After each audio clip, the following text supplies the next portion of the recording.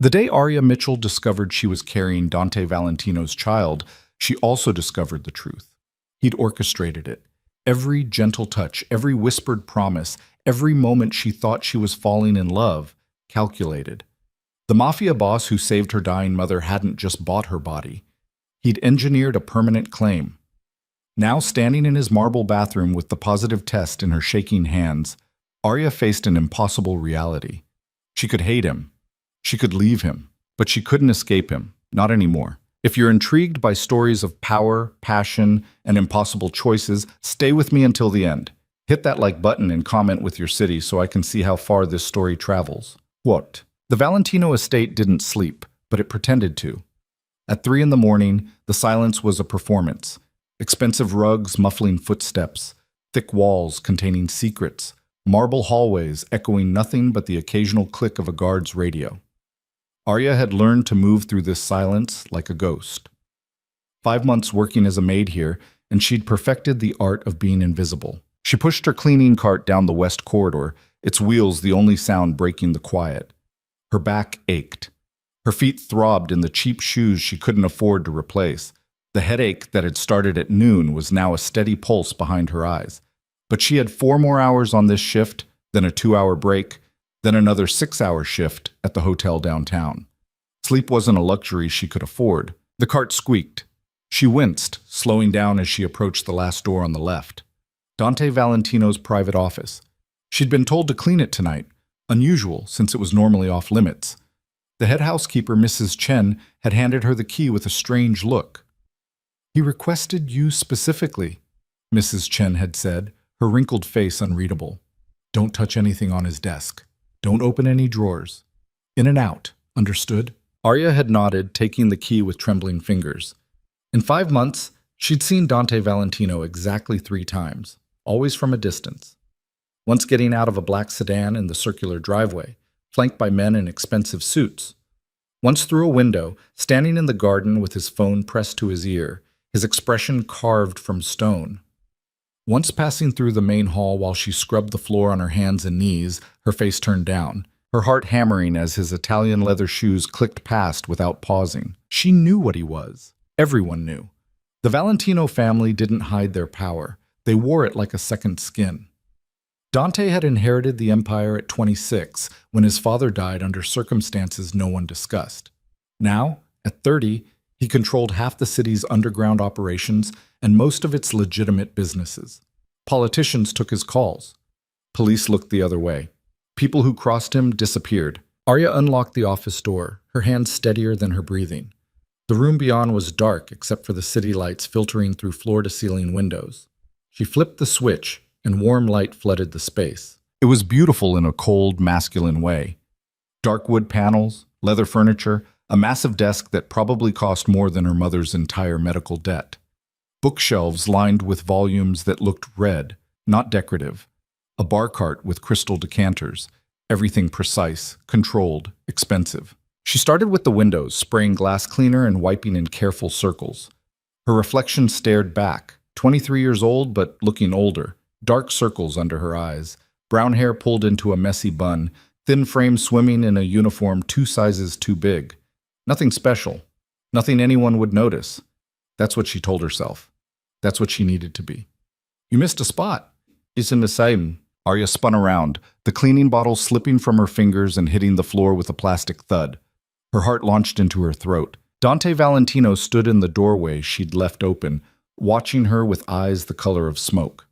He was tall, over 6 feet, with dark hair swept back from a face that could have been sculpted by someone who understood both beauty and cruelty.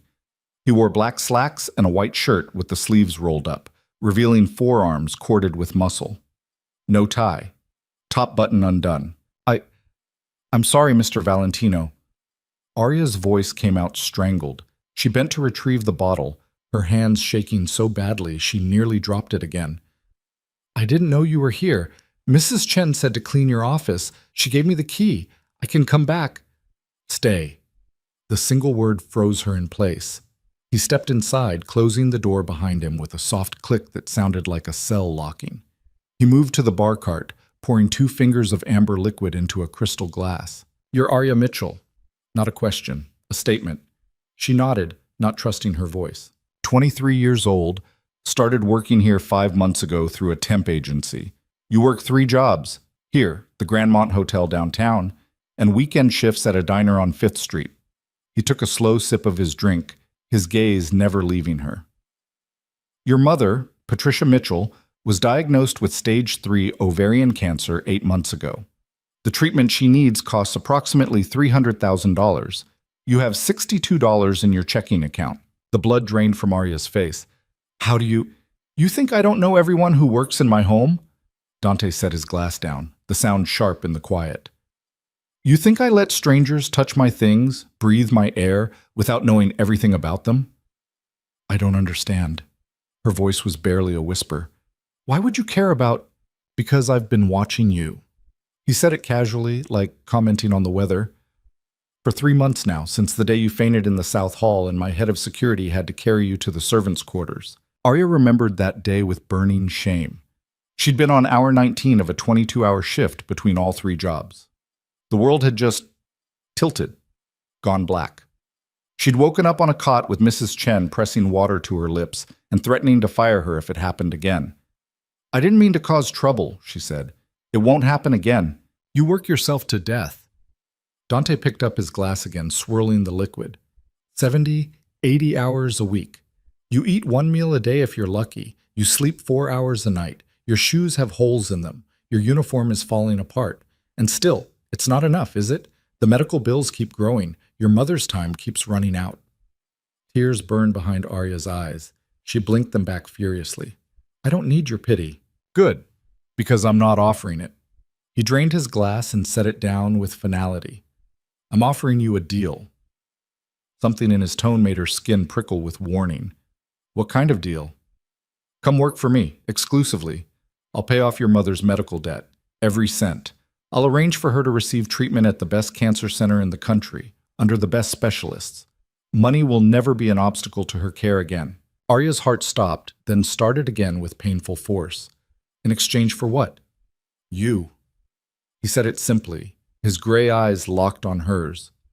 You move into this house, you quit your other jobs, you belong to me. The words hung in the air like smoke. Arya's mind raced, trying to process, trying to understand. Belong to you. As what? A maid? No. Dante moved closer, and she fought the instinct to back away. He stopped a few feet from her, close enough that she could smell his cologne, something dark and expensive. Not a maid, not a servant. You'll live in the room next to mine. You'll eat when I tell you to eat, sleep when I tell you to sleep. You'll let me take care of you, and in return, you'll be available to me. Her stomach twisted. Available. I won't touch you without your permission. His voice was steady, matter of fact. But you'll give me your time, your company, your attention. You'll be mine to look at, to talk to keep close. And when you're ready, if you're ready, you'll give me more than that. You're asking me to be your...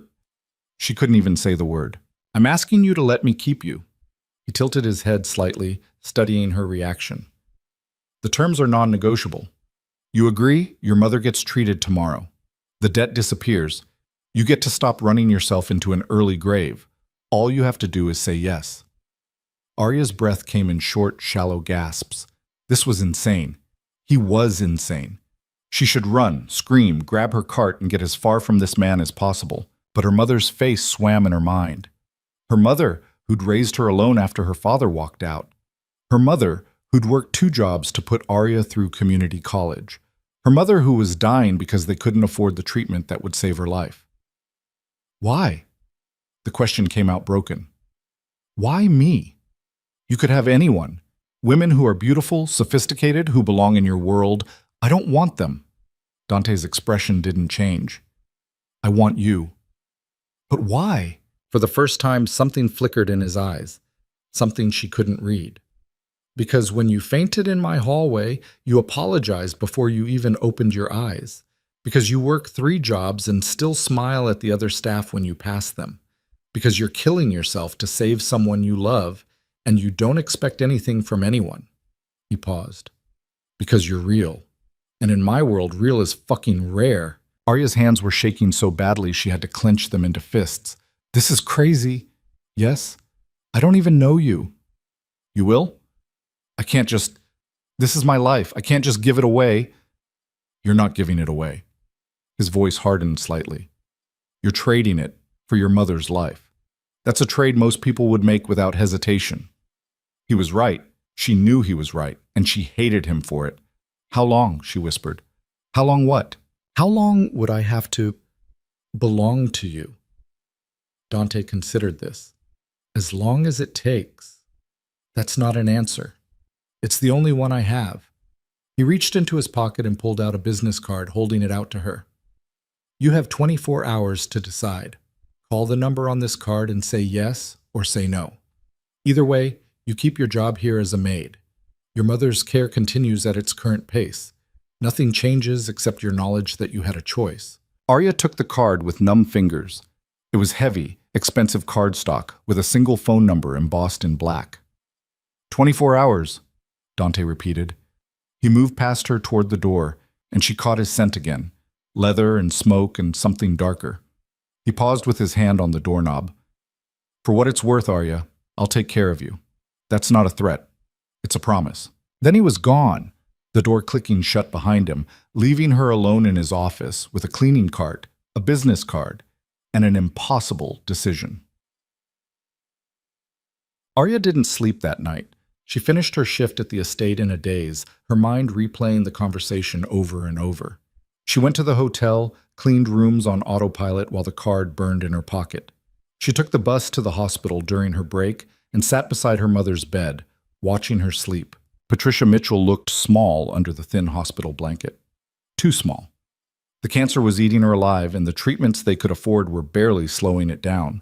Her hair had thinned. Her skin had taken on a grayish pallor. She was 51 years old and looked 70. Hey, baby. Her mother's eyes fluttered open, focusing on Arya with effort. You look tired. I'm fine, Mom. Liar. Patricia tried to smile. You work too much. I work enough. Arya took her mother's hand, careful of the IV. How are you feeling? Like $1,000,000. The lie was gentle, familiar. They'd been lying to each other for months now, pretending the situation wasn't as desperate as it was. They talked about nothing: the weather, a TV show Patricia liked, a nurse who'd been kind. Arya didn't mention Dante Valentino or his offer. She didn't mention the card in her pocket that felt like it weighed 1,000 pounds. When visiting hours ended, she kissed her mother's forehead and left. She worked her shift at the diner, serving coffee and eggs to truckers and insomniacs. She went back to her tiny studio apartment as the sun rose, stared at the card on her kitchen counter, and tried to figure out who she was. The good daughter who would do anything to save her mother? Or the coward who would sell herself to a monster? Maybe both. Maybe neither. 23 hours after Dante Valentino made his offer, Arya picked up her phone. Her fingers trembled as she dialed the number. It rang once. Yes? His voice, smooth and dark. She closed her eyes. I need to know something first. Ask. If I say yes, can I still see my mother? Talk to her? Whenever you want, I'll have a driver take you. And if I want to leave?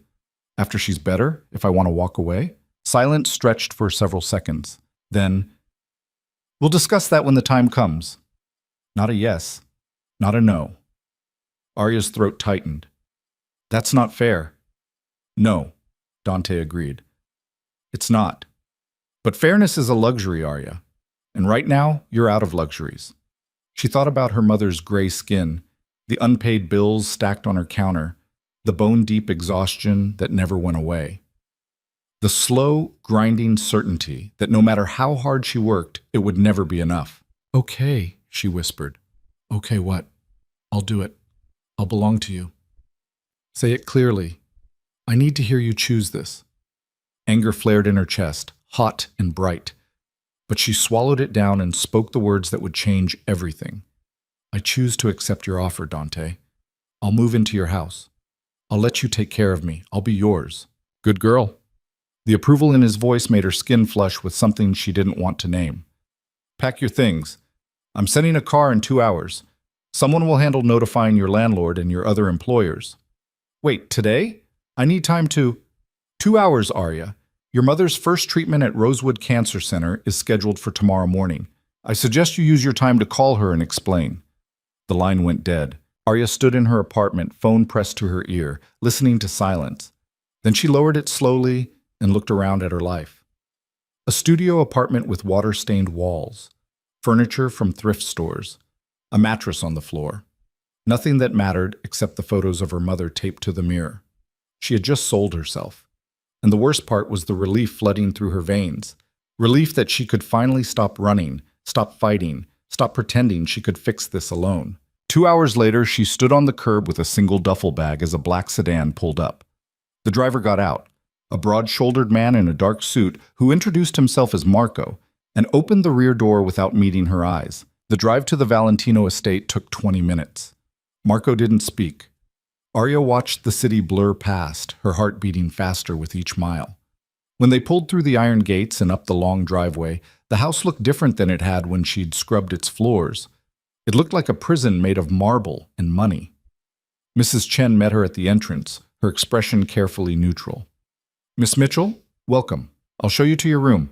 "I don't understand." Arya's voice was hoarse. "Yesterday I was staff. Today I'm... What am I?" "You're Mr. Valentino's guest." Mrs. Chen's tone was professional, giving nothing away. "Your room is in the private wing, next to his suite. You'll take meals with him when he requests. Otherwise, you're free to move through the house as you wish. The staff has been informed that you're to be treated with respect." They climbed a grand staircase Arya had only ever cleaned, walked down hallways she'd only ever seen while carrying supplies. Mrs. Chen stopped at a door, opened it, and stepped aside. The room beyond stole Arya's breath. It was bigger than her entire apartment. A 4-poster bed with silk sheets, a sitting area with a velvet couch, windows overlooking the gardens, an ensuite bathroom with marble counters and a tub that could fit 3 people. "Mr. Valentino had the closet stocked with clothes in your size." Mrs. Chen gestured to a door. "If anything doesn't fit or suit your taste, let me know and we'll arrange replacements." Arya set her duffel bag down with numb hands. "This is too much. This is what he wants you to have." Mrs. Chen's expression softened slightly. "A word of advice, Miss Mitchell. Mr. Valentino is not a patient man, but he's not cruel without cause. If you're honest with him, you'll find your time here manageable." Before Arya could respond, Mrs. Chen left, closing the door softly behind her. Arya stood alone in her new prison, looking at luxury she'd never imagined, and fought the urge to run. She didn't see Dante that first day, or the second. She was told he was handling business in Chicago. In his absence, she existed in a strange limbo. Not staff, not quite guest, not anything she had words for. She ate meals brought to her room on silver trays. She swam in the indoor pool when the staff assured her it was allowed. She called her mother and lied smoothly about a new job opportunity, a live-in position with excellent benefits. Patricia had cried with relief, and Arya had cried too for different reasons. On the 3rd day, a woman in a designer suit arrived and informed Arya that her mother's first treatment had gone well. The doctors were optimistic. The debt had been paid in full. Arya sat on her velvet couch after the woman left and sobbed until she had nothing left. On the 4th day, Dante returned. Arya was in the library, a 2-story room lined with more books than she could read in a lifetime, when she heard his voice in the hallway. Her whole body went rigid. She thought about hiding, but there was nowhere to go. The door opened. "There you are." Dante looked the same as he had in his office. Controlled, expensively dressed, dangerous. But there was something in his eyes when he looked at her. Something almost pleased. "You've been avoiding the dining room. I didn't know if I was supposed to. You're supposed to eat." He crossed the room, his movements fluid and predatory. "You've lost weight since you moved in. That stops now. I've been eating the meals they bring. In your room. Alone." He stopped in front of her, close enough that she had to tilt her head back to meet his eyes. "Tonight, you eat with me. 7 o'clock. Don't be late." Then he was gone again, leaving her heart racing and her hands clenched in her lap, set. At 7 o'clock, Arya stood outside the formal dining room in a dress she'd found in her closet. Deep green, simple, but clearly expensive. Her hair was down, brushed until it shone. She'd put on makeup for the first time in months, trying to hide the evidence of her crying. She pushed open the door. The dining room was intimate despite its size, with a table that could seat 20 but was set for two. Candles flickered. Classical music played softly. Dante sat at the head of the table in a black suit, no tie, reading something on his phone. He looked up as she entered, and his gaze traveled over her slowly, deliberately. Beautiful. Arya's face heated. Thank you for my mother, for everything. Sit. He gestured to the chair on his right, not opposite him, but close, within arm's reach. She sat, her spine straight, her hands folded in her lap. A staff member she didn't recognize appeared to pour wine and serve the first course. Then they were alone. Eat, Dante said. Arya picked up her fork, but her stomach was in knots. I'm not very hungry. Eat anyway. It wasn't a request. She took a small bite of salad, then another. Dante watched her with an intensity that made her skin prickle. After a few minutes of silence, he spoke. Tell me about your mother. The question caught her off guard. What do you want to know? Anything, everything. What's she like? Arya hesitated, then found herself talking. About Patricia's terrible sense of humor, her love of old movies, the way she hummed while cooking, her dreams of traveling that she'd never had money to pursue. Dante listened without interrupting, his gray eyes never leaving her face. When she finally trailed off, he nodded slowly. You love her very much. She's all I have. Not anymore. His voice was soft, but there was steel underneath. Now you have me. Arya's throat tightened. I don't even know you. Then ask me something. Why? The question burst out before she could stop it. Why me, really? I'm nobody. I'm nothing special. You could have... Anyone, he finished for her. Yes, but I don't want anyone. I want you. He leaned back in his chair, studying her. Do you know what I do, Arya? I control things. Money, territory, people. I make decisions that affect thousands of lives. I have more power than most people dream of. He paused, and none of it matters when I walk into an empty house at the end of the day. So I'm what? A pet? A distraction? You're something real in a world of transactions. His jaw tightened. You're someone who doesn't want anything from me except your mother's life. You don't see dollar signs when you look at me. You see a man who scares you, and you're still here anyway because you're brave enough to save what you love. I'm not brave. I'm desperate. Same thing sometimes. He reached for his wine, took a slow sip. You think you're trapped, but you made a choice. You can unmake it. Can I? Arya met his eyes directly for the first time. You said we'd discuss me leaving when the time comes. That's not the same as letting me go. No, Dante agreed. It's not, because I'm going to do everything I can to make you want to stay. The words hung between them, heavy with implication. Arya's pulse hammered in her throat. What if I never want to stay? Then I'll deal with that when it happens.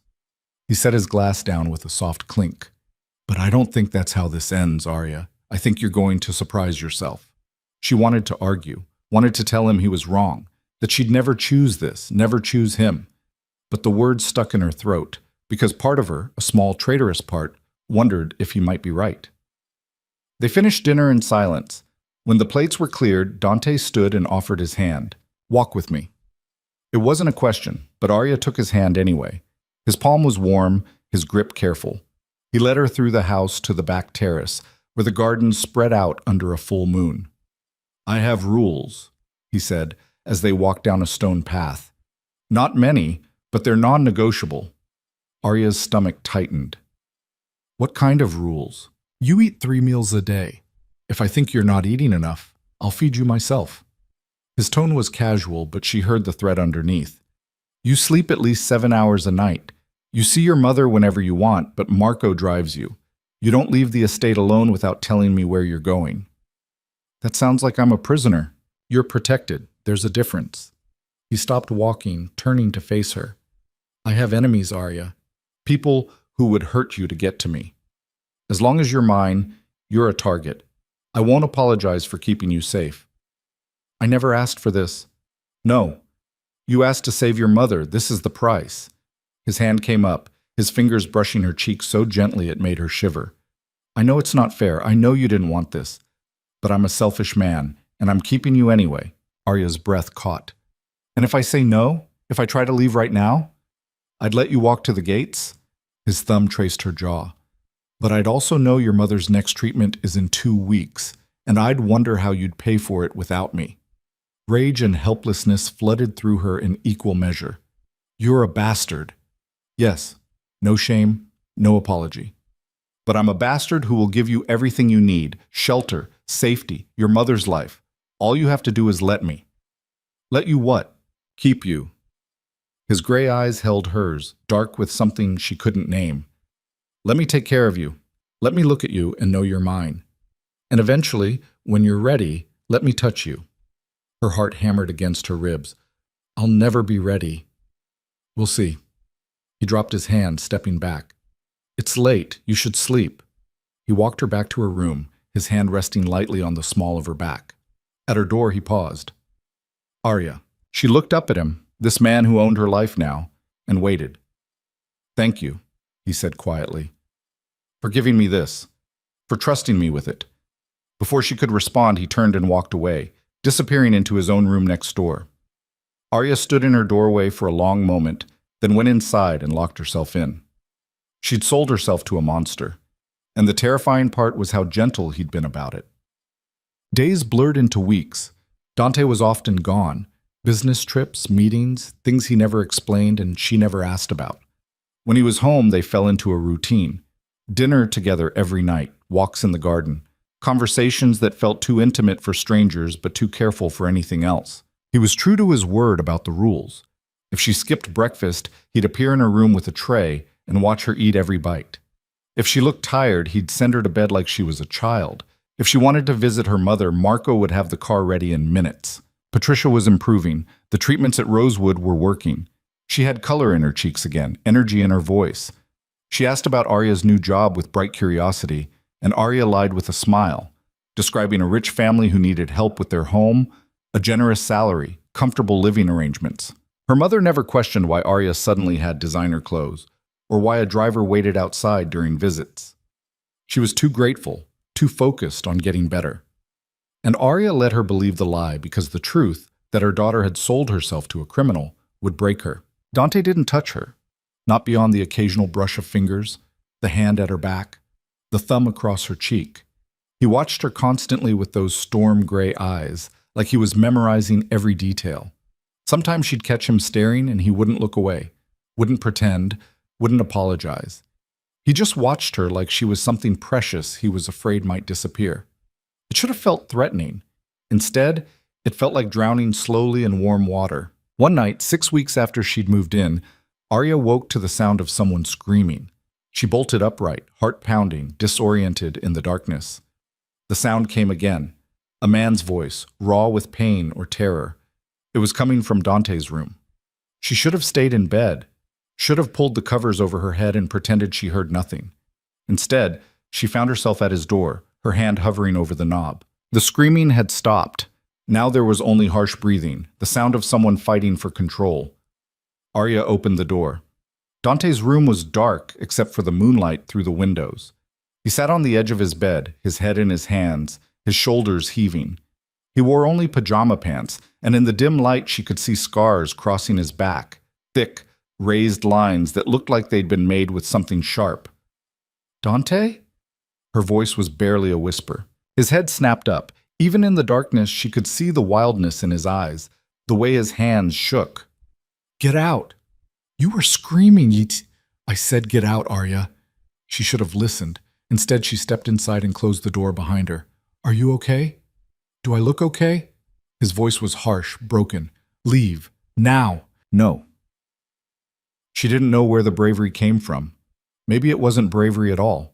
Maybe it was just 6 weeks of watching this controlled, dangerous man treat her like glass, and seeing him shatter felt like permission to be human.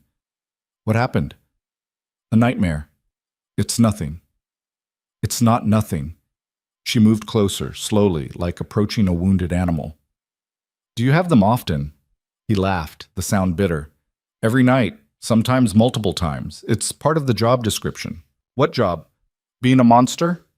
The words came out sharper than she intended. Dante's eyes locked on hers, and for a moment she thought he'd yell, throw something, prove her right. Instead, He just looked tired. Yeah, something like that. Arya sat down on the bed beside him, leaving a careful foot of space between them. Tell me. Why? So you can feel sorry for me? So you can understand the broken man who bought you? Maybe? She picked at the edge of her nightgown, her voice quiet. Or maybe because I want to know who I belong to. Silence stretched between them. Then, so softly she almost missed it. My father used to lock me in the basement when I disappointed him, sometimes for hours, sometimes for days. I was 7 the first time. Arya's breath caught, but she didn't speak, didn't move. He wanted to make me strong, unbreakable, a proper heir to the Valentino Empire. Dante's voice was flat, emotionless. When I was 12, he made me watch him kill a man who'd stolen from us, put the gun in my hand after, and told me to finish it. I threw up all over the corpse. He paused. He beat me unconscious for that, said weakness was a disease. Dante, when I was 15, I stopped being weak, stopped feeling much of anything. I did what he wanted, became what he needed. And when he died, I took over and promised myself I'd never be like him. His laugh was hollow. But here I am, keeping a woman who doesn't want to be kept, because I'm too fucking selfish to let her go. Arya's throat was tight. I'm sorry for what he did to you. No child should... Don't! His voice was sharp. Don't pity me. I'm not telling you this for sympathy. I'm telling you so you understand that I'm damaged, Arya.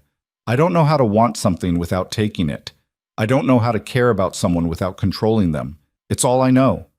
She should have been afraid, should have run. Instead, she found herself reaching out, her hand covering his where it rested on the bed. Dante went perfectly still.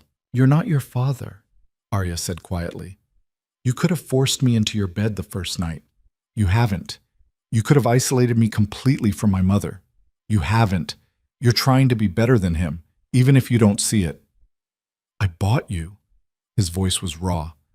How is that better? You gave me a choice when I had none. You're keeping your promises. You're taking care of me, even though I hate that I need it. She squeezed his hand. It's not good, Dante. It's not right. But it's not him. For a long moment, neither of them moved. Then Dante's hand turned under hers, his fingers lacing through hers, holding on like she was the only solid thing in the world. Stay, he whispered, just for tonight. I don't want to be alone. Arya knew she should say no, should go back to her room, maintain the careful distance they'd built. But she thought about 7-year-old Dante locked in a basement, and she couldn't make herself walk away. Okay. They lay down side by side on top of the covers, hands still clasped between them. Dante's breathing slowly evened out. Arya stared at the ceiling and wondered what the hell she was doing. She fell asleep to the warmth of his hand in hers and woke to sunlight streaming through the windows. Dante was gone, but there was a note on the pillow beside her in sharp, angular handwriting. Thank you. D. She held the note for a long time, her heart doing complicated things in her chest. Everything was changing. She could feel it shifting, like tectonic plates moving beneath her feet. And she didn't know if that terrified her or thrilled her. Maybe both. After that night, something shifted between them. Not dramatically. Dante didn't suddenly become warm or open, but the careful distance they'd maintained started to crumble in small, almost imperceptible ways. He began appearing in spaces she occupied. The library became a shared territory where they'd read in silence, him with business documents, her with novels she'd never had time for before. The garden walks happened more frequently, sometimes with conversation, sometimes without. He'd find her in the music room teaching herself piano on the Steinway no one else touched, and he'd sit in the corner chair watching until she got self-conscious and stopped. Keep playing, he'd say. I like listening to you make mistakes. It's honest. Arya didn't know what to do with that, with any of it. With the way he'd started looking at her like she was a puzzle he was trying to solve, or the way her heart would skip when she heard his voice in the hallway. 2 months after she had moved in, Dante returned from a week-long trip to New York looking exhausted. It was nearly midnight when she heard him come in. She was in bed reading when there was a soft knock on her door. Come in, she called, expecting Mrs. Chen with something she'd forgotten. Dante stood in the doorway, still wearing his suit, his tie loosened, his eyes shadowed with fatigue. I'm back. I can see that. Arya set her book aside, sitting up. How was New York? Productive, tedious, long. He leaned against the doorframe. Did you eat dinner? Yes, Dante, I ate all 3 meals today, like a good girl. A ghost of a smile crossed his face. Sarcasm. That's new. I'm adapting to captivity. Good. He pushed off the frame, and for a moment she thought he'd leave. Instead, he crossed to her bed and sat on the edge, close enough that she could smell his cologne mixed with the scent of travel and exhaustion. I missed you. The words were so simple, so quietly devastating. Arya's throat tightened. You shouldn't. Probably not. He looked at her with those storm-gray eyes that saw too much. But I did anyway. Spent a week in meetings thinking about whether you were eating enough, sleeping enough, whether you were lonely, whether you hated me a little less or a little more. I don't hate you. The admission came out before she could stop it. You should. I know. Arya pulled her knees to her chest. It would be easier if I did. Dante reached out slowly, giving her time to pull away. When she didn't, his hand cupped her face, his thumb brushing her cheekbone. Arya. Don't. Her voice was barely a whisper. Don't what? Don't make me feel things for you. Don't make this complicated. It was always going to be complicated. His hand dropped away, but he didn't move back. The first time I saw you, you were on your hands and knees scrubbing a floor that didn't need scrubbing. Your supervisor was berating you for missing a spot that wasn't even there, and you just apologized and scrubbed harder. I watched you for 5 minutes before I made my head of security fire that supervisor. Arya blinked. Mrs. Chen's predecessor? The woman who got let go last year? She was cruel to staff who couldn't fight back. I don't tolerate that. He paused. But the reason I noticed wasn't because of her. It was because of you. The way you kept working even when you were shaking with exhaustion. The dignity you maintained even on your knees. I couldn't stop watching you after that. That's not normal, Dante. Nothing about me is normal. His voice was rough. I'm obsessive, controlling. I see something I want and I take it. It's pathological. I know that. But knowing doesn't change what I am. Arya should have been frightened. Instead, she felt something dangerous unfurling in her chest. What do you want from me? Really? Everything. He said it without hesitation. Your time, your attention, your thoughts. I want to know what makes you smile and what makes you sad. I want to erase every moment you spent suffering before you came here. I want you to stop looking at me like I'm a monster and start seeing me as a man. You are a monster, though. You run an empire built on violence and fear. Yes. You've probably killed people. Yes. You bought me like I was property. Yes. His jaw tightened. And I'm not sorry for any of it except the parts that hurt you. I'd do it all again if it meant keeping you here. The honesty was brutal. Arya's hands twisted in her blanket. What if I can't give you what you want? What if I can't feel for you what you feel for me? Then I'll live with it. Dante stood, and she felt the loss of his proximity like cold air rushing in. But I think you're lying to yourself, Arya. I think you feel it too, and it scares you. He left before she could respond, closing the door softly behind him. Arya sat in the dark for a long time, her heart racing, her thoughts a tangled mess. He was right. She was terrified. Because somewhere between the carefully prepared meals and the garden walks, and the nights when she'd hear him pacing in his room and want to go to him, she'd started falling. And falling for Dante Valentino felt like stepping off a cliff with no certainty of what waited at the bottom. 3 days later, Arya's mother called with news that made her burst into tears. The cancer was in remission, full remission. The doctors were cautiously optimistic that with continued treatment, Patricia could beat this completely. Arya sat on her bed, sobbing into the phone, while her mother cried on the other end, both of them overwhelmed with relief and hope and gratitude. When she finally hung up, she found Dante standing in her doorway. I heard you crying. He looked uncertain, like he didn't know if his presence was welcome. Is your mother? She's going to be okay. Arya wiped her face, smiling through the tears. They said the cancer's in remission. She's going to be okay. Something in Dante's expression softened. That's good. That's really good, Arya. Before she could think better of it, she crossed the room and threw her arms around him. He went rigid for a heartbeat. Then his arms came around her, holding her tight. She buried her face in his chest and let herself break down, let herself feel the crushing weight of relief after months of terror. Dante held her through it all, one hand stroking her hair, his voice a low murmur against her ear. "It's okay. I've got you. You're okay." When she finally pulled back, embarrassed by her outburst, he kept his hands on her shoulders. "Thank you," she whispered, "for keeping your promise, for saving her." "You don't have to thank me." "Yes, I do. I know what the deal was, but you could have made it worse, made me feel worse. You didn't." Dante's thumb traced her collarbone absently. "I told you I'd take care of you. That includes your happiness, Arya, even when it doesn't directly benefit me." She looked up at him, at the man who'd bought her, and kept her and treated her like something precious, despite having every reason not to. "I want to cook you dinner." He blinked, clearly surprised. "What?" "Tomorrow night. I want to cook for you, as a thank you." She was suddenly nervous, her hands twisting together. "If that's okay, if you want, I'd like that." His voice was careful, like he was afraid of scaring her off. "Very much." The next evening, Arya took over the massive kitchen while the staff looked on with barely concealed amusement. She made her mother's recipe for chicken marsala, roasted vegetables, homemade bread. Nothing fancy, nothing that belonged in a house like this, but it was hers. It was real. Dante appeared at 7 sharp, drawn by the smell of cooking. He'd shed his usual suit for dark jeans and a black Henley, looking younger and more approachable. He leaned against the counter watching her work. "Can I help?" "You cook?" Arya raised an eyebrow. "I can follow instructions without burning down a kitchen. That counts, right?" She laughed despite herself and handed him a knife and vegetables. They worked side by side, and for the first time since she'd arrived, the silence between them felt comfortable instead of loaded.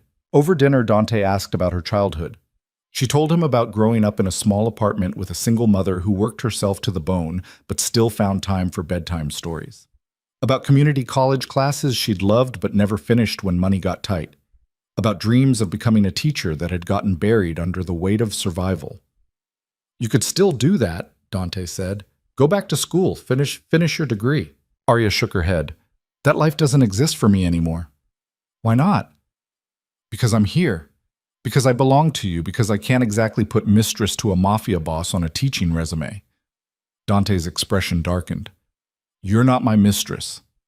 "Then what am I?" "Mine." The word was possessive, absolute. "You're mine, Arya, but that doesn't mean you can't have dreams. That doesn't mean you can't want things. What I want doesn't matter." The bitterness in her voice surprised even her. "I made a choice, and now I live with it. That's how this works." "What if I told you that you could have both?" Dante pushed his plate aside, leaning forward. "Stay here with me, but go to school. Finish your degree. Become a teacher if that's what you want. I won't stop you. And when you get bored of me, when you find someone else, what then?" His hand shot out, gripping her wrist. Not hard enough to hurt, but firm enough to make her look at him. "I'm not going to get bored of you. I'm not going to find someone else. You don't understand what you are to me." "Then explain it." She pulled her wrist free, anger and confusion warring in her chest. "Make me understand why you're doing this, why you want me so badly." Dante stood abruptly, pacing to the window. When he spoke, his voice was raw. "My father kept women, dozens of them. They were interchangeable to him, bodies, transactions, things he used and discarded. I swore I'd never be like that. I swore if I ever let someone in, it would mean something." He turned to face her. "Then I saw you, and for the first time in my life, I wanted something that wasn't about power or control or proving I was better than him. I just wanted you, the real you, not a performance, not a transaction. You." Arya's breath caught. "That's not fair." "I know. You can't just say things like that and expect—" "I don't expect anything." He crossed back to her, crouching beside her chair so they were eye level. "But I need you to understand that this isn't casual for me. You're not a whim or a distraction. You're the first thing I think about when I wake up and the last thing before I sleep. You're the reason I come home. And I know that's fucked up. I know I have no right to feel this way about someone I essentially bought, but I do. And I'm not sorry." Arya's hand shook in her lap. "I don't know what to do with that." "You don't have to do anything." Dante's hand covered hers, warm and steady. Just let me keep you. Let me take care of you, and maybe, eventually, let yourself feel something back. She should have said no. Should have pulled away, maintained the walls she'd built. Instead, she found herself leaning forward, her forehead resting against his. "I'm scared," she whispered. "Of me? Of this? Of what it means? Of wanting you when I shouldn't?" Dante's breath ghosted across her lips. "Do you? Want me?" "I don't know." It was a lie. They both knew it. "Maybe? Maybe is a start." His thumb traced circles on the back of her hand. "Can I kiss you?" The question hung in the air between them, heavy with possibility. Arya's heart hammered against her ribs. She knew if she said yes, everything would change. The careful balance they'd maintained would shatter. But she was so tired of fighting, tired of pretending she didn't feel the pull between them. "Yes." Dante's eyes darkened. He stood, pulling her up with him, and for a moment he just looked at her, really looked, like he was memorizing every detail. Then his hand cupped her face, and he kissed her. It was gentle at first, almost tentative, like he was afraid she'd break. But when Arya's hands came up to grip his shirt, when she kissed him back with months of pent-up confusion and longing, something in him snapped. His other hand slid into her hair, angling her head, deepening the kiss until she was breathless and dizzy and holding on to him like he was the only solid thing in the world. When they finally broke apart, Arya was shaking. Dante rested his forehead against hers, his breathing ragged. "Tell me to stop," he murmured. "Tell me this is too fast and I'll back off. I'll give you time." Arya's fingers curled into his shirt. "What if I don't want time?" His control was hanging by a thread. She could see it in the tension of his shoulders, the way his hands trembled slightly against her skin. "Arya, I'm tired of fighting this." She looked up at him, her eyes burning. "I'm tired of pretending I don't want you. I'm tired of being scared." "You should be scared." His voice was rough. "I told you, I'm obsessive. Once I have you, I won't let go." "You already have me. The contract, the deal, all of it. You already own me." "That's not the same as you choosing me." "Then let me choose." She pulled him down, kissing him again, pouring every confused emotion into it. "Let me choose you, even if it's stupid, even if I regret it later." Dante groaned against her mouth, his restraint finally breaking. He lifted her easily, her legs wrapping around his waist as he carried her out of the dining room, through the hallways, up the stairs. She expected him to take her to his room, but he stopped at hers instead. "Your space," he said, setting her down gently. "If we do this, it's on your terms. In your room. You stay in control." It was such a small thing, but it meant everything. Arya's throat tightened as she pulled him inside and closed the door. What happened next was a blur of sensation, desperate kisses, trembling hands, whispered names. Dante was careful with her, almost reverently so, like she was something holy he was afraid of breaking. When it was over, they lay tangled in her sheets, her head on his chest, his fingers tracing idle patterns on her shoulder. "Are you okay?" His voice was quiet in the darkness. Arya didn't answer right away. She was trying to process what had just happened, what it meant, how it changed everything. "I don't know what I am." "Regret?" "No." She tilted her head to look at him. "Not regret, just confused. I didn't think I could want this. Want you. And now? Now I don't know how to go back to pretending." Dante's arms tightened around her. "Then don't. Stay here. With me. Not because of the deal, not because of your mother, because you want to." It was too much, too soon. But Arya found herself nodding anyway, letting herself believe that maybe this could be something more than a transaction. That maybe Dante Valentino, for all his darkness and control, could be someone worth choosing. They fell asleep wrapped around each other, and for the first time since her world had fallen apart, Arya felt something close to peace. The next few weeks passed in a haze of discovery. Dante didn't move her into his room permanently, but most nights ended with them in one bed or the other. He was insatiable in his need for her, not just physically, but in every way. He wanted to know her thoughts, her opinions, her fears. He brought her coffee in the morning exactly how she liked it. He noticed when she was quiet and drew her out with gentle questions. He protected her from the uglier parts of his world while slowly introducing her to the legitimate side of his empire. Arya met his business associates at carefully orchestrated dinners where she played the role of his companion. She learned to smile and make small talk while men who'd probably killed people discussed market strategies and investment opportunities. Dante's hand would rest on her lower back during these events, a constant reminder of his presence, his protection. But there were moments that cracked the illusion of normalcy, like the night she woke to find his side of the bed empty and discovered him in his office at 3 in the morning, staring at security footage of the estate with a gun on his desk. Or the time she overheard him on the phone speaking in rapid Italian, his voice cold and threatening, before he hung up and turned to her with a smile like nothing had happened. She was living in two worlds, the one where Dante was hers, tender and attentive, and the one where he was something darker, something she couldn't fully comprehend. One afternoon, 3 months into their relationship, Arya felt nauseous during lunch. She excused herself and barely made it to the bathroom before she was sick. It happened again the next day, and the day after that. At first, she dismissed it as stress or a stomach bug, but when her period was a week late, then 2. A cold dread settled in her stomach. She bought a pregnancy test during a visit to her mother, hiding it in her purse while Patricia talked excitedly about her latest clean scan. Back at the estate, Arya locked herself in her bathroom and took the test with shaking hands. 2 lines. Positive. She stared at the plastic stick, her mind blank with shock. This couldn't be happening. They'd been careful, or she thought they had. But apparently not careful enough. A baby.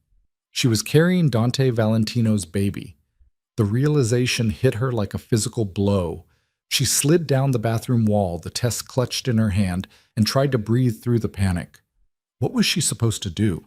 How was she supposed to tell him? Would he even want this? The bathroom door opened. Arya's head snapped up to find Dante standing there, his expression shifting from concern to confusion as he took in her position on the floor. Arya, what's wrong? She couldn't speak, could only hold up the test with a trembling hand. Dante went very still. He crossed the space between them in 2 strides, taking the test from her, his eyes locked on the 2 lines. For a long moment, he didn't move, didn't breathe. Then he looked at her, and what she saw in his face made her blood run cold. Not shock, not surprise. Satisfaction. You knew. The words came out strangled. You knew this would happen. Dante's expression didn't change. Yes. The world tilted. Arya scrambled to her feet, backing away from him. What? I knew. He set the test down carefully on the counter. I stopped being careful weeks ago. I wanted this to happen. Rage exploded in her chest, white-hot and consuming. You did this on purpose? You got me pregnant on purpose? Yes. Why? She was shouting now, her voice breaking. Why would you do that? Because it was the only way to keep you. Dante's voice was calm, controlled, like they were discussing the weather. You were starting to pull away. I could feel it. You were getting stronger, more independent. Your mother's getting better. Eventually, you'd have asked to leave, and I couldn't let that happen. Arya felt like she was going to be sick again. So you trapped me. You deliberately got me pregnant to trap me. I bound you to me, yes. He stepped toward her, and she flinched back. Something flickered in his eyes, pain, maybe, or regret. But not enough. Not nearly enough. A child changes everything, Arya. Now you can't leave. Now you're mine in a way that can't be undone. You're insane. Tears were streaming down her face. You're fucking insane. This is beyond controlling, Dante. This necessary. His jaw was tight. I told you I was obsessive. I told you I don't know how to want something without taking it. You knew what I was. I trusted you. The words were a scream. I gave myself to you. I let myself fall for you. And this whole time you were planning to make sure you stayed. He reached for her and she slapped his hand away. Don't touch me. Don't ever fucking touch me again. Arya, please. You said I had control. You said it was my choice. You lied. I never lied. Dante's composure was cracking, his voice rough. I told you I'd do everything I could to make you stay. This is everything. Arya backed toward the door, her whole body shaking with fury and betrayal. I hate you. I will hate you for the rest of my life for this. I can live with that. His eyes were dark, haunted. As long as you're here. As long as you're mine. She ran. Out of the bathroom, out of her room, down the hallways she'd come to know. She didn't know where she was going, only that she needed to get away from him, needed air, needed space to think. She ended up in the garden, collapsing on a bench by the fountain, sobbing so hard she thought she might break apart. Everything, every tender moment, every gentle touch, every whispered promise, had been a lie. Or not a lie exactly, but manipulation. A calculated plan to keep her trapped. And it had worked, because she was pregnant now, with his child, bound to him in the most permanent way possible. She didn't know how long she sat there before Dante found her. He approached slowly, like she was a wild animal that might bolt. When he spoke, his voice was carefully neutral. "I'm sorry." Arya laughed bitterly. "No, you're not. I'm sorry for hurting you, but I'm not sorry for doing it." He sat down on the opposite end of the bench, maintaining distance. "I can't be sorry for taking the only path that keeps you in my life." "That's not love, Dante. That's possession." "Maybe there's no difference. Not for me." He stared at the fountain, his profile sharp in the fading light. "My father used to say that Valentinos don't know how to love. We only know how to own. I thought I was different, but maybe he was right." Arya wiped her face with shaking hands. "What happens now?" "Now you decide." Dante finally looked at her, and there was something broken in his eyes. "You can hate me. You can rage at me. You can make my life hell if that's what you need. But you're not leaving. That option doesn't exist anymore." "Because of the baby. Because of the baby." He paused. "Because I won't let you go. Because I'll use every resource I have to keep you here. Because I'm a monster who loves you in the only way he knows how." The words should have been romantic. Instead, they felt like a death sentence. Arya stood on shaking legs. "I need time. Away from you. Take all the time you need." Dante's voice was hollow. "But take it here, in this house, where I can make sure you're safe." She wanted to argue, wanted to fight, but she was exhausted, heartbroken, and pregnant with a child she hadn't chosen. So she just nodded and walked away, leaving him alone in the garden. That night, Arya locked her bedroom door for the first time in weeks. She curled up on her bed and cried until she had nothing left. And when the sun rose the next morning, she was still there, still pregnant, still trapped in a gilded cage with a man who loved her enough to destroy her. The days that followed were a special kind of hell. Arya avoided Dante as much as she could in a house where his presence was everywhere. She ate meals in her room. She spent hours in the library or the garden, anywhere he wasn't. When they did cross paths in hallways or doorways, she looked through him like he was made of glass. Dante didn't push. He watched her from a distance with those storm-gray eyes that had once made her feel seen and now just made her feel owned. He had meals sent to her room on silver trays. He left prenatal vitamins on her nightstand. He respected the locked door between their rooms, even though they both knew he could break it down if he wanted to.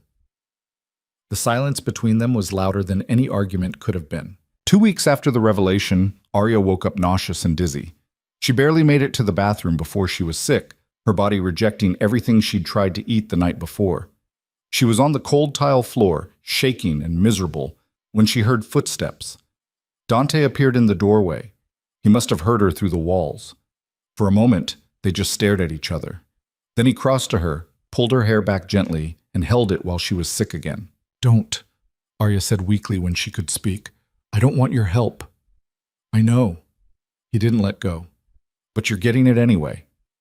When the worst passed, he helped her to her feet, got her water, handed her a washcloth. His touch was careful, impersonal, like she was made of something fragile that might shatter. Arya hated how much she wanted to lean into it, how much her treacherous body still responded to his proximity. "You need to eat," Dante said. "The baby needs—" "Don't." Her voice was sharp. "Don't talk to me about what the baby needs. You don't get to care about this baby when you only created it to trap me." Something flickered across his face. Pain, maybe, or guilt. But his voice stayed steady. "Regardless of my motives, you're pregnant. You need proper nutrition. Let me call the doctor." "I don't want your doctor."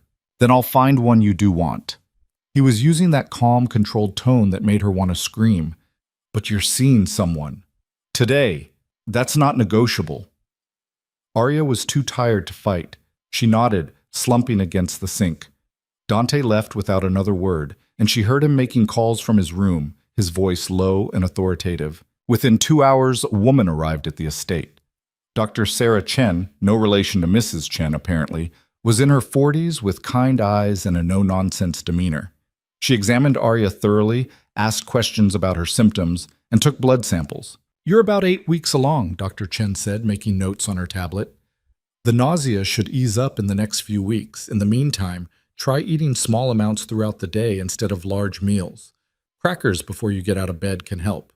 And stay hydrated." "Is everything okay?" Arya asked, hating how small her voice sounded. "With the baby?" "Everything looks good so far. But you're underweight and showing signs of stress." Dr. Chen's gaze was knowing. "Pregnancy is hard enough without additional factors. Do you have support? Someone you can talk to?" Arya thought about her mother, who still didn't know the truth about her situation. About the staff who treated her with careful respect but kept their distance. About Dante, who'd engineered this whole nightmare. "No," she said quietly. "Not really." Dr. Chen handed her a card. "This is my personal number. Call me if you need anything, medical or otherwise. And I mean anything, Arya. You don't have to go through this alone." After the doctor left, Arya sat in her room staring at the card. She should have felt grateful. Instead, she just felt empty. That night, there was a knock on her door. She almost didn't answer, but something made her get up and unlock it. Dante stood there with a tray. Not dinner, crackers, ginger tea, plain toast. Things Dr. Chen had recommended. "Can I come in?" he asked. Arya stepped aside wordlessly. Dante entered, set the tray on her nightstand, and stayed standing by the door like he wasn't sure he was welcome to sit. "I talked to the doctor," he said. "She's concerned about your stress levels." "I wonder why I'm stressed." The sarcasm was acid. "Arya, what do you want, Dante? Why are you here?" He ran a hand through his hair, a rare gesture of frustration. "Because you're suffering, and it's my fault. Because I can't stand seeing you like this. Because even though you hate me, I still..." "Still what? Still love me?" She laughed bitterly. "You don't love me. You can't love someone and do what you did." "You're wrong." His voice was raw. "Everything I did was because I love you. I just don't know how to do it right. I don't know how to love someone without destroying them." "Then learn." Arya stood, crossing to where he stood. "You want me to stay? You want this to work? Then stop trying to control everything. Stop manipulating me. Stop treating me like something you own. You're asking me to change who I am. I'm asking you to try." Her eyes burned with unshed tears. "I'm asking you to give me a reason to want to be here beyond obligation, beyond this baby that I didn't choose." Dante's hands clenched at his sides. "What if I can't? What if this is all I know? Then we're both trapped in a nightmare of your making." Arya turned away, exhaustion weighing down every word. "And eventually, that's going to kill whatever feelings I had for you, if it hasn't already." She heard him leave, the door clicking shut softly. And for the first time since discovering she was pregnant, Arya let herself think about the future. About raising a child with a man who saw people as possessions.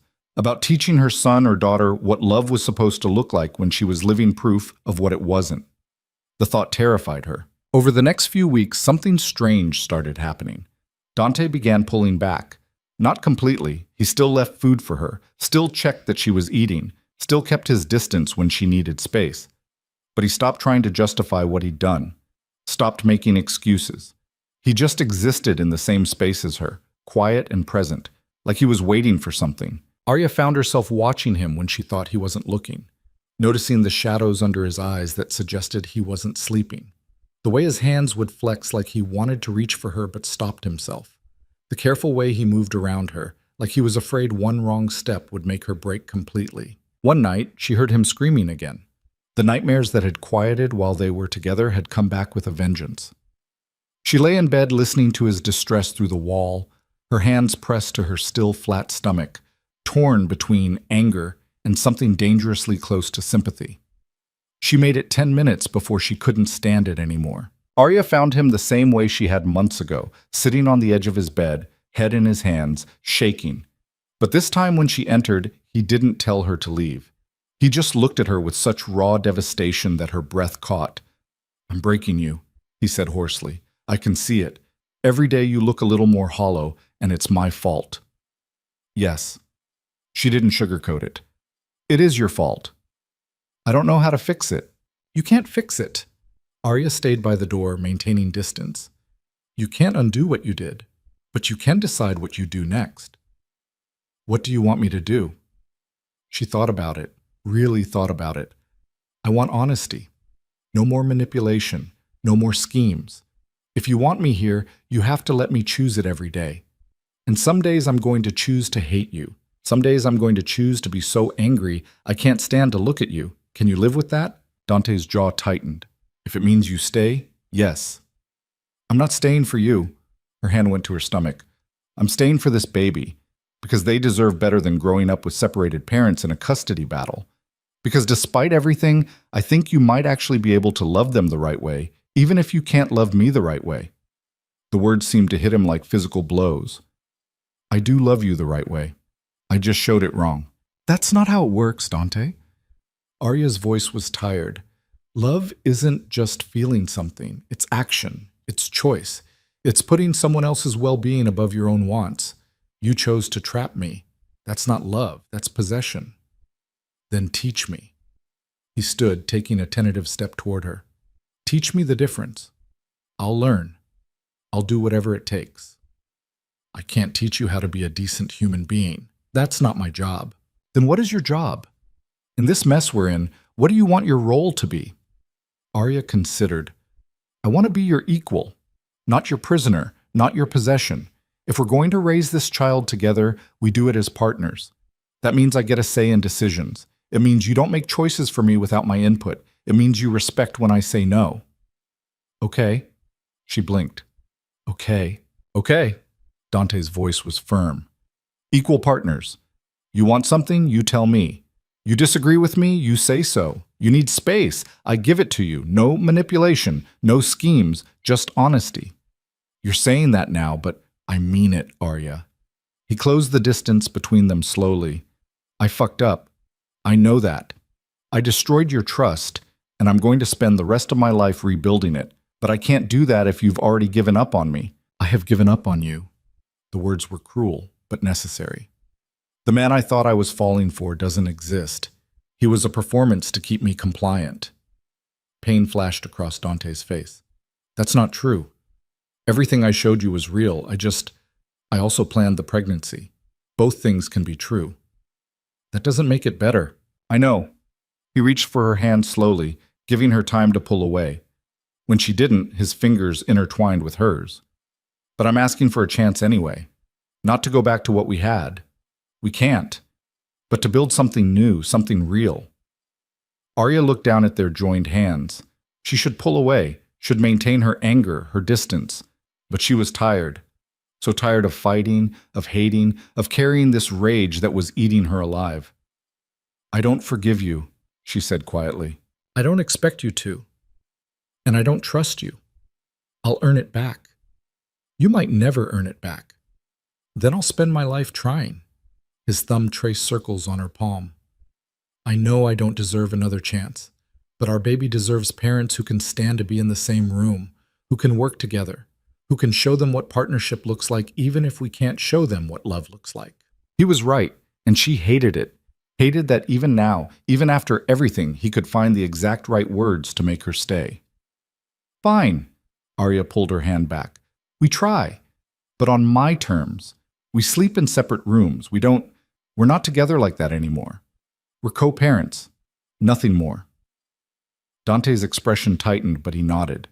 If that's what you need. It's what I need. Okay? He stepped back, giving her space. Thank you. For trying. For not giving up completely. Arya didn't respond. She just turned and went back to her room, closing the door between them. But she didn't lock it this time. It was a small thing, but it felt significant. The next morning, Dante was gone when she woke. Marco informed her he'd left for a business trip to Miami, something that couldn't be postponed. He'd be back in 4 days. Arya spent those 4 days in strange limbo. She visited her mother, who was thriving on her treatment and talking about going back to work part-time. Arya still hadn't told her about the pregnancy. Couldn't bear to see the questions in Patricia's eyes, the concern, the knowledge that her daughter's life had veered so far off course. She explored the estate more thoroughly than she had before, finding rooms she'd never entered, a home gym, a library annex filled with first editions, a sunroom with floor-to-ceiling windows that overlooked the gardens. She was sitting there with a book she wasn't really reading when Mrs. Chen found her. "Miss Mitchell, may I speak with you?" Arya gestured to the chair across from her. Of course. Mrs. Chen sat with the careful posture of someone who'd spent years in service.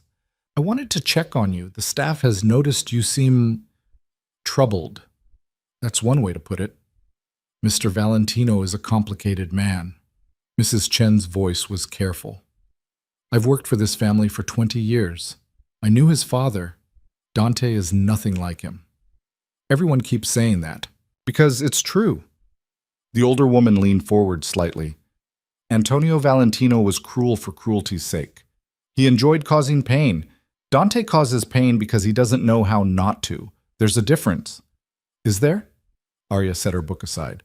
"Because from where I'm sitting, the result is the same." "Perhaps, but Antonio would never have cared that he was hurting you. Dante is destroying himself over it." Mrs. Chen paused.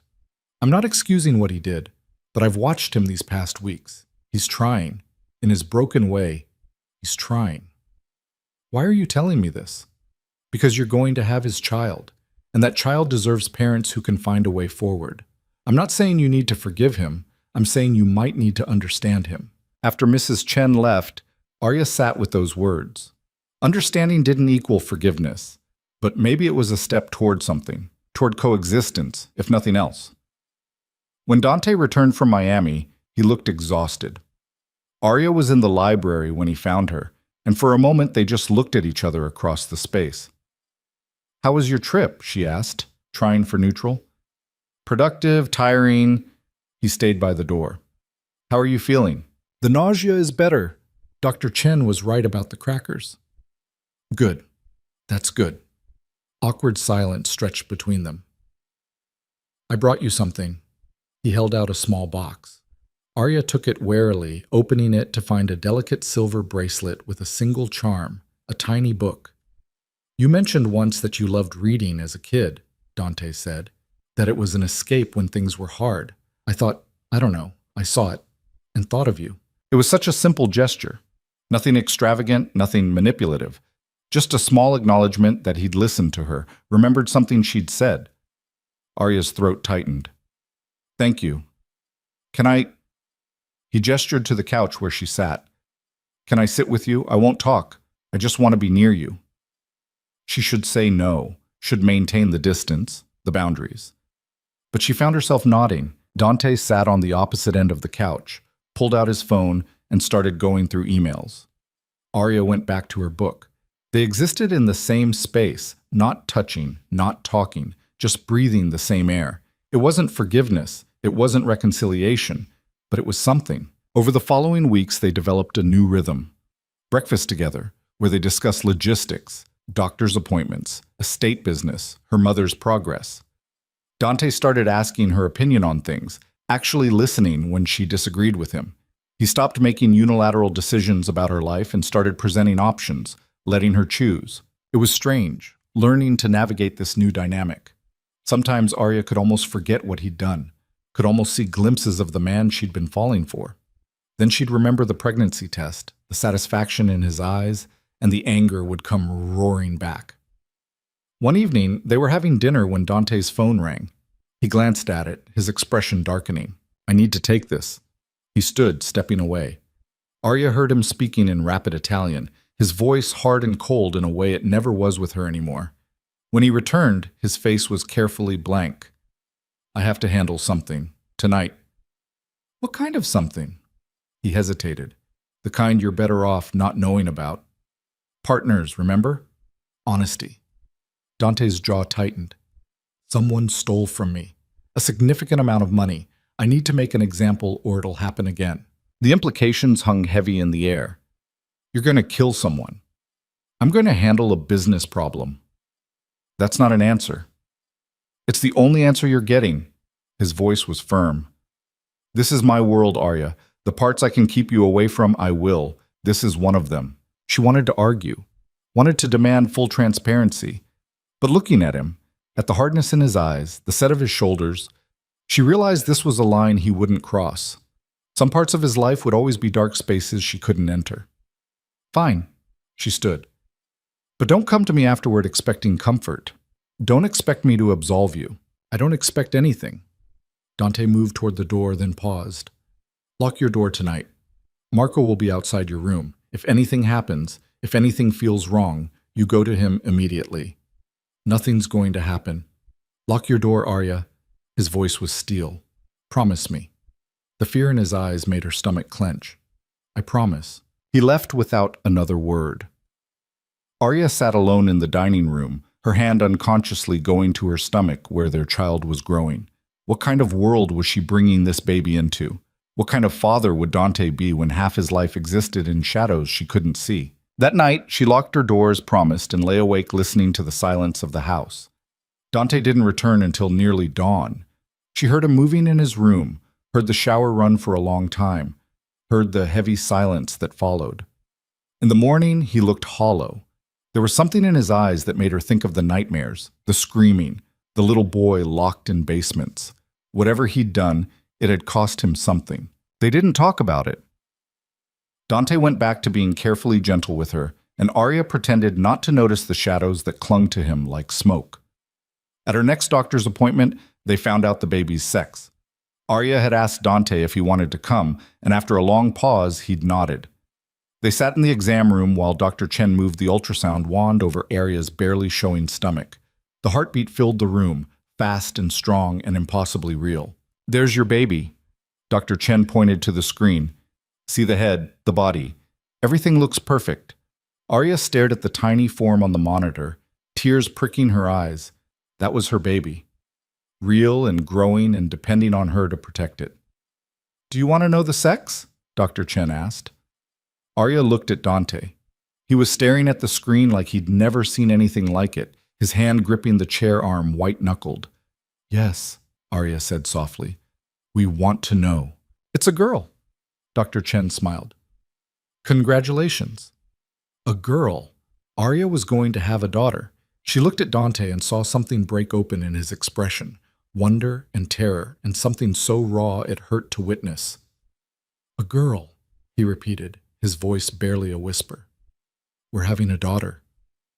After the appointment, they sat in the car in silence. Marco was driving them back to the estate, but Dante had put up the privacy partition. Are you okay? Arya asked finally. Dante's hand found hers gripping tight. I want to be good at this, at being a father, at being what you need me to be. Then just show up. Arya squeezed back. Be present. Be honest. Be willing to admit when you're wrong. That's all I'm asking. That's everything. I know. They rode the rest of the way in silence, hands clasped between them. And for the first time since the pregnancy revelation, Arya felt something other than anger or betrayal. She felt possibility, fragile and tentative and terrifying, but there. Maybe they couldn't go back to what they'd had. Maybe she'd never fully trust him again, never fully forgive him. But maybe they could build something different, something honest and complicated and real. For their daughter's sake, if nothing else, they had to try. The pregnancy progressed through summer into fall. Arya's body changed in ways that fascinated and terrified her. Her stomach grew round, her clothes stopped fitting, and she felt the baby move for the first time while sitting in the garden one afternoon. The flutter was so subtle she almost missed it, but then it came again, a tiny reminder that she wasn't alone in her own skin anymore. She was alone when it happened, and her first instinct was to find Dante. She tracked him down in his office, where he was in a meeting with 3 men in expensive suits. They all stood when she entered, but Arya only had eyes for Dante. She's moving, Arya said breathlessly. The baby. I can feel her. Dante was around his desk in seconds, his hand hovering over her stomach. Can I? Arya placed his hand where she'd felt the movement.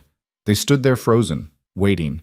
The men in suits looked uncomfortable, clearly unsure whether to leave or stay. Then the flutter came again, stronger this time, and Dante's eyes went wide. That's her? His voice cracked slightly. That's her. For a moment, everything else fell away. The betrayal, the anger, the complicated mess of their relationship. None of it mattered as much as the tiny life moving between them. Dante's hand stayed on her stomach, his eyes locked on hers with something close to reverence. One of the men cleared his throat awkwardly.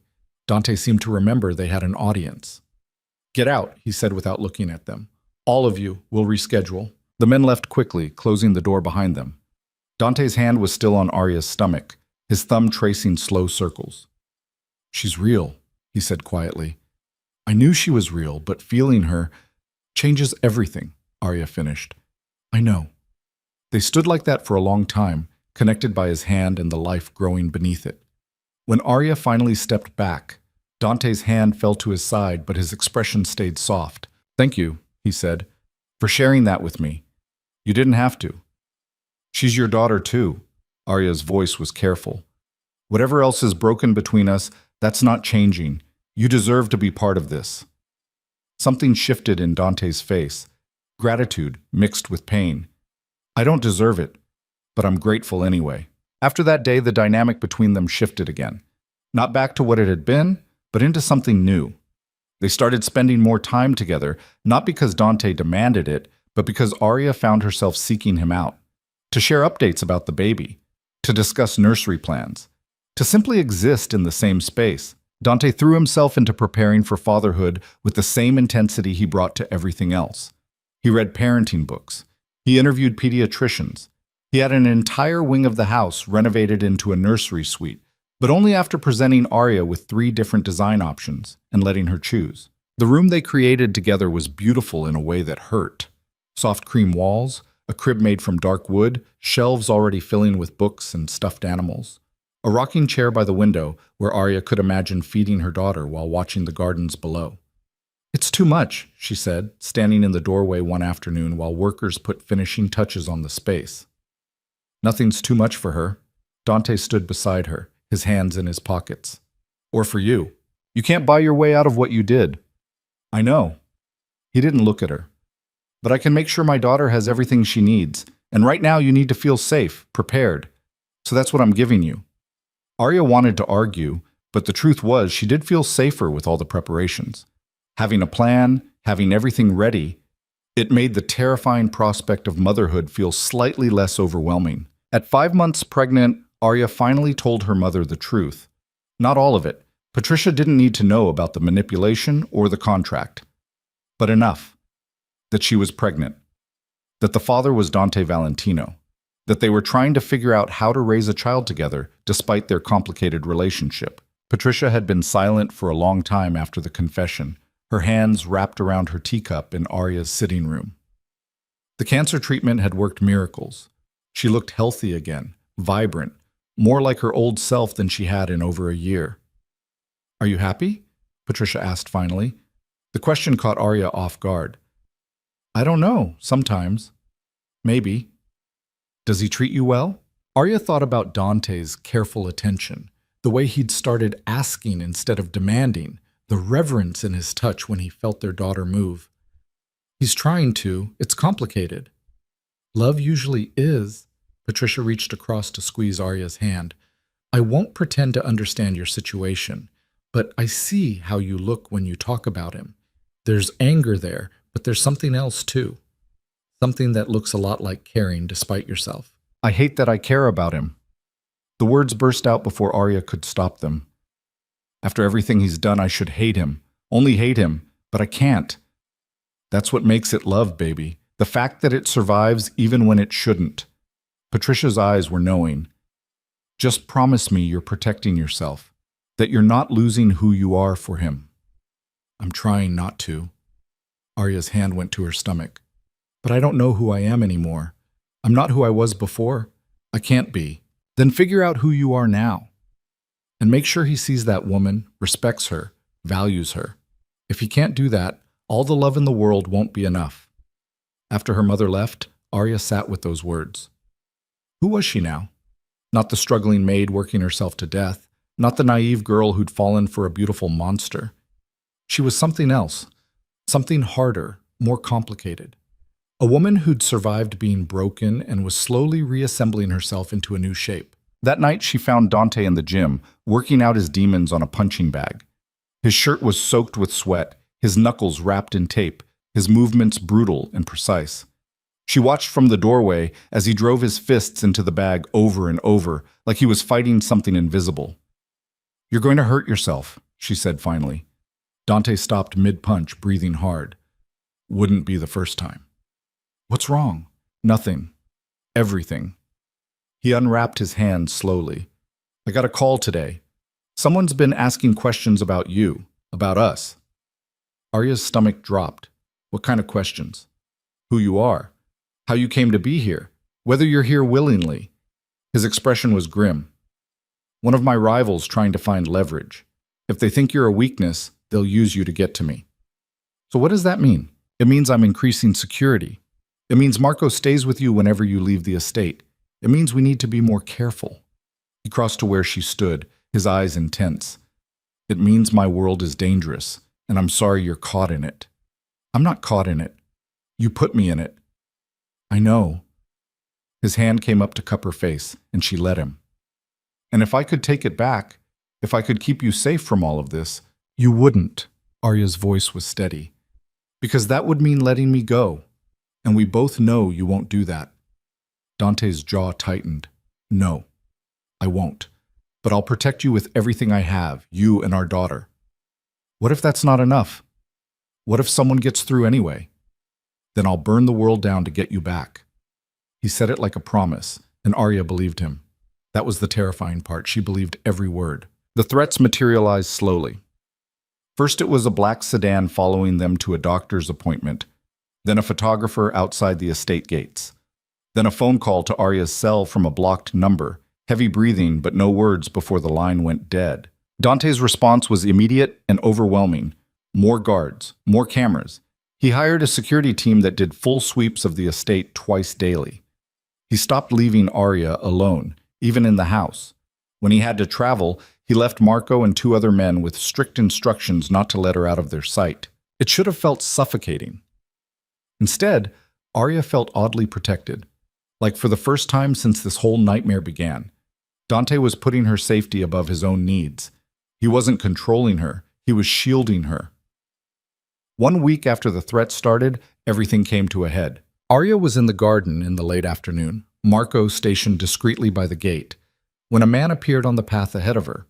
He was in his 50s, gray-haired and expensive-suited, with a smile that made her skin crawl. "Arya Mitchell." His voice was smooth.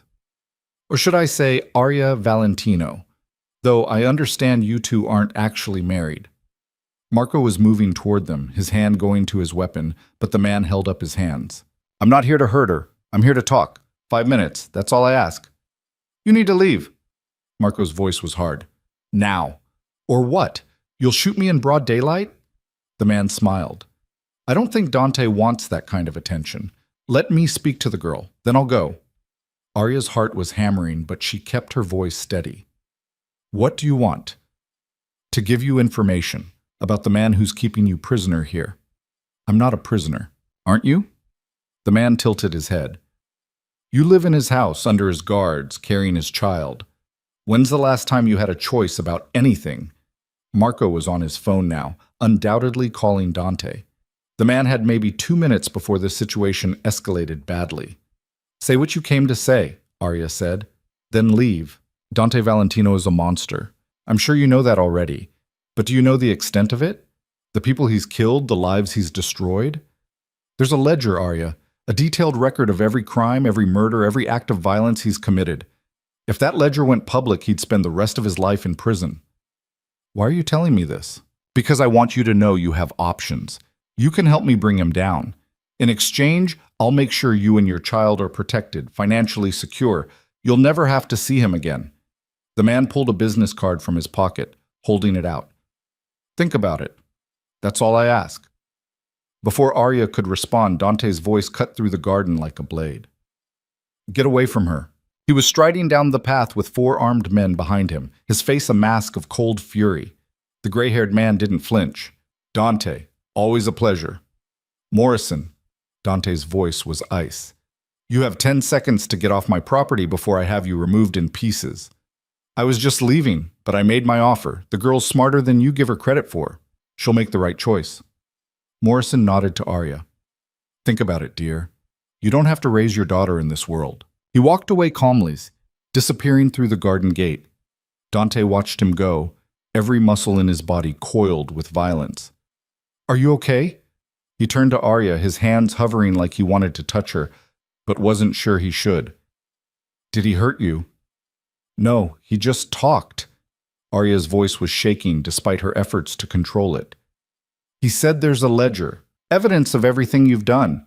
He wants me to help him use it against you. Dante's expression went carefully blank. And what did you say? Nothing. You showed up before I could respond. But if I hadn't, his eyes were dark, searching. What would you have said? Arya looked at him. This man who'd bought her, trapped her, and was now standing before her waiting to hear if she'd betray him. She thought about the ledger, about the evidence of all the terrible things he'd done, about the choice Morrison was offering her, freedom in exchange for Dante's destruction. I would have said no, she said quietly. Dante's breath left him in a rush. Why? Because you're the father of my child. Because despite everything, I don't want to see you in prison. Because... She stopped, not ready to finish that thought. Because what, Arya? Because somewhere along the way, I started caring about what happens to you. And I hate that. I hate that he was right. I am smarter than this. I should take his offer. I should burn you to the ground for what you did to me. Her voice cracked. But I can't. I can't do it. Dante closed the distance between them, pulling her into his arms. She went rigid at first, then collapsed against him, letting herself take comfort she didn't want to need. I'm sorry, he murmured into her hair. I'm so fucking sorry for dragging you into this world, for making you a target, for putting you in a position where men like Morrison think they can use you. Is it true? The ledger? Yes. No hesitation, no lies. It's insurance, mutual destruction if any of us betray the others. Morrison wants it because it would destroy me and half the criminal organizations in this city. How many people have you killed, Dante? His arms tightened around her. More than I can count. Less than my father. Does it matter? I don't know. Arya pulled back to look at him. Who are you really? The man who reads parenting books and builds nurseries, or the one with a ledger full of murders? Both. His honesty was brutal. I'm both, Arya. I'm the man who loves you and the monster who kills people. They're not separate. They're the same person. She should run, should take Morrison's offer and get as far from this life as possible. But looking at Dante's face, at the fear and hope and desperation there, she knew she wouldn't.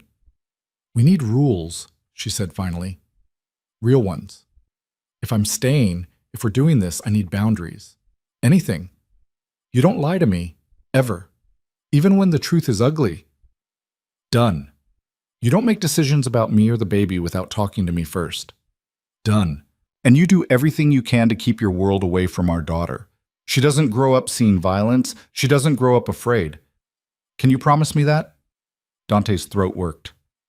I'll try. I can't guarantee it, but I'll try. Trying has to be enough. Arya stepped back, wrapping her arms around herself. Because I can't keep doing this. The back and forth. The not knowing where we stand. I need to know if we're in this together, or if I'm just a possession you're keeping safe.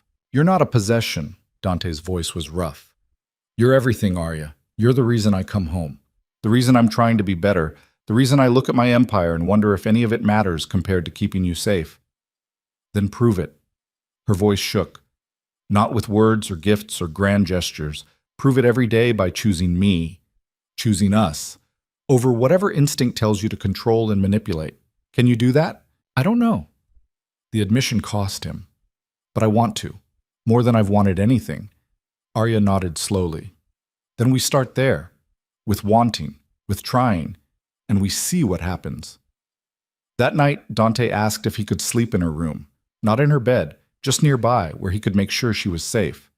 Arya hesitated, then agreed. He slept on the couch in her sitting area, fully clothed, while she lay in bed listening to his breathing. It wasn't romantic. It wasn't even comfortable. But it felt like a beginning.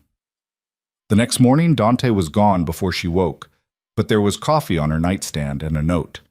Had to handle Morrison. Don't worry, I won't kill him. Just making sure he understands you're off limits. D. Arya held the note, trying to decipher if that should comfort or concern her. Both, probably. Over the following weeks, the threats quieted. Morrison disappeared, not dead, according to Dante, just convinced to pursue his vendettas elsewhere. The black sedan stopped following them. The phone calls stopped. In the relative peace, Arya and Dante found a rhythm. They had breakfast together every morning. She started sitting in on some of his business meetings, the legitimate ones, offering opinions that surprised him with their insight. He started asking her about things beyond the baby, wanting to know her thoughts on books she was reading, places she wanted to travel, dreams she'd set aside. They were building something, fragile and strange and nothing like what either of them had expected, but real. At 7 months pregnant, Arya woke in the middle of the night to find Dante standing at her window, looking out at the grounds. She watched him for a moment, this man who still felt like a stranger sometimes, and felt their daughter move inside her. "Can't sleep?" she asked quietly. He turned, and in the moonlight she could see the vulnerability he usually hid so well. "I keep thinking about what kind of father I'll be, whether I'll know how to love her without breaking her." "Come here." Arya patted the bed beside her. Dante crossed the room, sitting carefully on the edge of her mattress. Arya took his hand and placed it on her stomach. Their daughter was active tonight, rolling and kicking. "Feel that?" Arya said. "That's her, strong and alive in ours. She's not broken, Dante. She's perfect. And as long as we remember that, as long as we put her first, we'll figure out the rest." His hand stayed on her stomach, his eyes locked on where their child moved beneath his palm. "I love you," he said suddenly. "I know I have no right to say it. I know I destroyed any claim I had to your love, but I need you to know. I love you, Arya. Not the idea of you, not what you represent. You." Arya's breath caught. She'd known on some level, had felt it in his actions, if not his words. But hearing it said aloud broke something open in her chest. "I don't know if I can say it back," she whispered. "Not yet. Maybe not ever. I'm not asking you to." His free hand came up to cup her face. "I just needed you to know. Whatever happens, however this ends, I love you. That's real. That's true." She should push him away, should maintain the walls she'd built. But she was tired of fighting, tired of pretending she didn't feel the pull between them. So instead, she leaned into his touch and let herself imagine a future where love might be enough to rebuild what betrayal had broken. It probably wasn't. But in that moment, in the quiet darkness with their daughter moving between them, Arya let herself hope anyway. The weeks before Arya's due date passed in a strange blur of preparation and anticipation. Dante became obsessive about her comfort, adjusting the thermostat constantly, insisting she put her feet up, hovering like she might break at any moment. It drove her crazy and touched her in equal measure. "I'm pregnant, not dying," she said one evening when he tried to carry her up the stairs for the 3rd time that week. "I know that." His hands were gentle on her arms. "But you're carrying something precious. Let me help." "You can help by treating me like a person, not porcelain." Dante stepped back, properly chastised. "I'm sorry, I don't know how to do this. How to be useful without being controlling."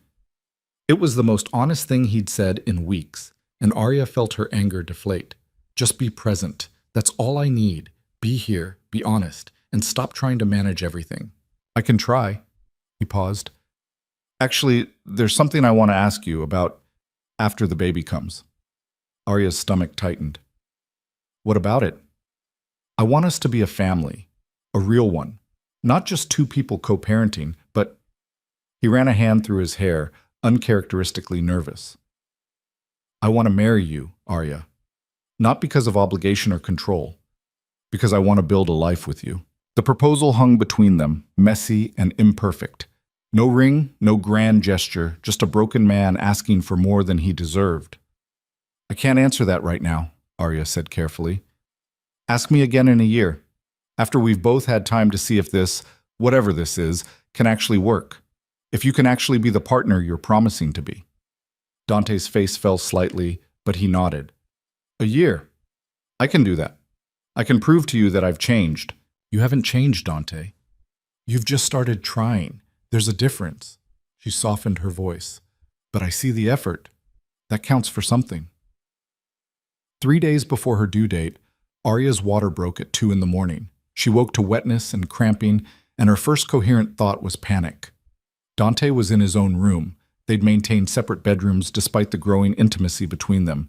And for a moment, she couldn't remember how to make her voice work. Then a contraction hit, sharp and real, and she managed to gasp out his name.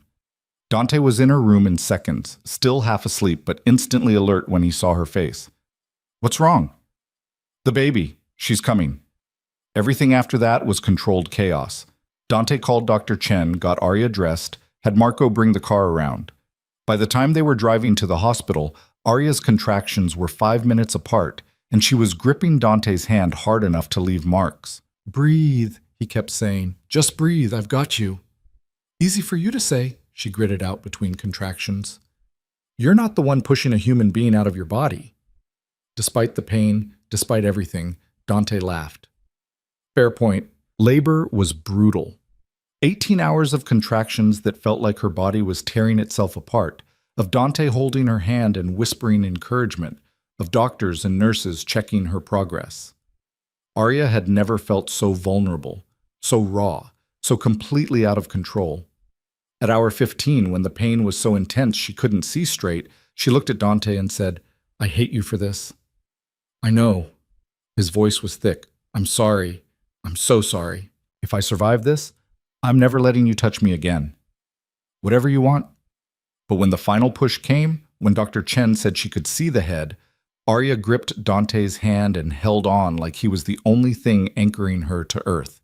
And when their daughter finally came into the world, screaming and perfect and impossibly tiny, Arya forgot about the pain, the anger, everything except the weight of new life being placed on her chest. "She's here," Dr. Chen said, smiling. "Congratulations. You have a healthy baby girl." Arya looked down at her daughter, red-faced and furious, with a shock of dark hair and eyes that would probably be gray like her father's, and felt something break and rebuild inside her chest. This was her child, her daughter, the most important thing she would ever do. Dante was crying. She'd never seen him cry before, but tears were streaming down his face as he looked at their daughter. "She's perfect," he whispered. "Arya, she's perfect." "Do you want to hold her?" Arya asked. Dante looked terrified. "I don't know how." "Neither do I. We'll figure it out together." Dr. Chen helped transfer the baby into Dante's arms. He held her like she was made of glass, his whole body trembling, his eyes locked on the tiny face peering up at him. "Hi, Isabella," he murmured. They'd chosen the name weeks ago, after Dante's grandmother, who'd been the only person in his childhood who'd shown him kindness. "I'm your dad, and I promise I'm going to do better for you than my father did for me. I promise." Arya watched them together, father and daughter, and felt hope bloom in her chest for the first time in months. Maybe they could do this. Maybe love and effort could be enough. The first week home with Isabella was chaos. Neither of them knew what they were doing. The baby cried constantly, slept in 20-minute increments, and needed feeding every 2 hours. Arya was exhausted, hormonal, and bleeding in ways no one had adequately prepared her for.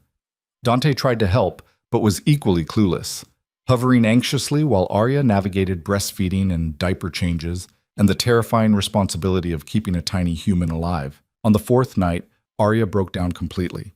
Isabella had been crying for 3 hours straight. Nothing was working, and Arya was so tired she could barely stand. She sat in the nursery rocking chair sobbing while her daughter screamed in her arms. Dante found them like that. He didn't say anything, just carefully took Isabella from Arya's arms and started walking the room, bouncing the baby gently. After a few minutes, Isabella's cries quieted to whimpers, then stopped entirely. She nestled against Dante's chest, finally content. "How did you do that?" Arya asked through her tears. "I have no idea." Dante looked stunned. "I just walked, and she stopped. I've been trying for hours." "You're exhausted. Let me take her tonight. You sleep." "I can't just—" "Yes, you can." His voice was firm but gentle. "We're partners, remember? That means you don't have to do this alone. Go sleep. I've got her." Arya was too tired to argue. She stumbled to her room and collapsed on the bed, asleep before her head hit the pillow. When she woke 8 hours later, she panicked. She'd never slept that long since Isabella was born. She rushed to the nursery to find Dante still awake, dark circles under his eyes, Isabella sleeping peacefully in his arms. Did you sleep at all? Arya asked. No, I was afraid to put her down. He smiled tiredly. But she's okay. We're okay. And you needed the rest. Something in Arya's chest cracked open. This man, this complicated, broken, dangerous man, had stayed up all night holding their daughter so she could sleep, had put her needs above his own without being asked. Thank you, she whispered. You don't have to thank me. She's my daughter too. He looked down at Isabella's sleeping face. I'd do anything for her. For both of you. After that night, they fell into a rhythm. Dante took the night shift several times a week, walking Isabella through her crying fits, changing diapers with fumbling but determined hands. Arya handled the feedings and the doctor's appointments. They traded off on sleep, on stress, on the overwhelming responsibility of new parenthood. And slowly, in the trenches of exhaustion and baby chaos, they started to heal. 1 month after Isabella was born, Arya's mother visited to meet her granddaughter. Patricia held the baby with practiced ease, cooing over her perfect features and tiny fingers. But her eyes, when they met Arya's, were sharp with questions. You look different, Patricia said when Dante had left them alone in the sitting room. Happier, more settled. I don't know about happy. Arya adjusted Isabella's blanket. But maybe more at peace. With him? Arya glanced toward the doorway where Dante had disappeared. He's trying, Mom. Really trying. He's not perfect. He's still controlling sometimes, still makes decisions without asking, but he's getting better, and he's an incredible father. That's good. But what about you? Are you staying for Isabella or because you want to? It was the question Arya had been avoiding asking herself. Both? I don't know. The lines are blurry now. Patricia handed Isabella back to her. Just make sure you're choosing this life, not just accepting it. There's a difference. After her mother left, Arya sat with those words. Was she choosing this, or just making peace with her cage? The answer wasn't simple. She was still angry about the manipulation, the deliberate pregnancy, the choice that had been stolen from her. But she also couldn't deny that something real had grown between her and Dante. Something messy and complicated, and not at all what she'd expected. When Dante came to check on her that evening, she was still thinking about it. What's wrong? He asked, reading her expression. Nothing. Everything. Arya set Isabella in her bassinet. I'm trying to figure out if I'm happy or just resigned. Dante went very still. And what conclusion did you reach? I don't know yet. She turned to face him. I don't regret Isabella, not for a second, but I still regret how she came to be. I still hate that you took my choice. Does that make sense? Yes. He crossed to her slowly. For what it's worth, I regret it too. The method, not the result. If I could go back, You'd do the same thing. Arya cut him off. Because you wanted me to stay and you didn't trust that I would choose it myself. Be honest. Dante's jaw tightened. Yes, I'd probably do the same thing, but I'd regret it more, knowing how much it hurt you. The honesty was brutal, but Arya preferred it to pretty lies. At least you're not pretending to be someone you're not. I'm trying to be better, but I'm still me. Still selfish, still obsessive. I just love you both enough to fight against those instincts. He paused. Is that enough? Will it ever be enough? Arya looked at him, really looked, and saw the fear underneath the question. He was terrified she'd say no. Terrified he'd lose them despite everything he'd done to keep them. Ask me again in a year, she said softly, when you promise to propose. Ask me then if it's enough. As the months passed, Isabella grew from a screaming newborn into a smiling baby who recognized her parents' faces and laughed at Dante's terrible attempts at peekaboo. She had his gray eyes and Arya's stubborn streak, and she owned both of them completely. Dante transformed in ways Arya never expected. He cut back on work, spending hours on the floor playing with Isabella. He sang to her in Italian, old songs his grandmother had taught him. He researched baby development obsessively, wanting to understand every milestone, every change. But he was still Dante Valentino, still the head of a criminal empire, still made decisions that resulted in people disappearing or worse. The darkness didn't go away just because he was a father now.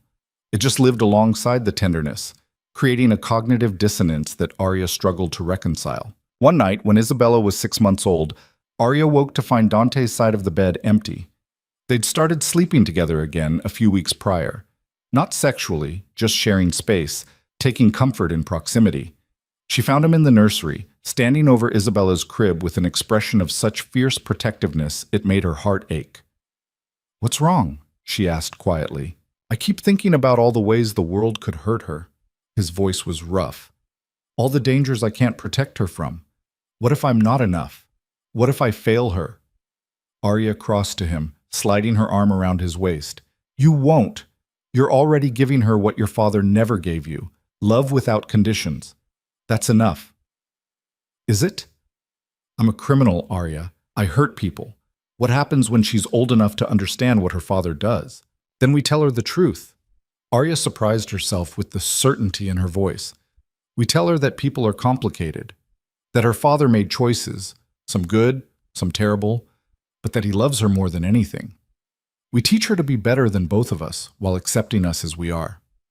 Dante turned to look at her. "You really believe that?" "I'm trying to." She paused. "I'm trying to believe that broken people can raise whole children, that love can be enough even when nothing else is, that we can give her better than what we had." He pulled her close, his arms coming around her.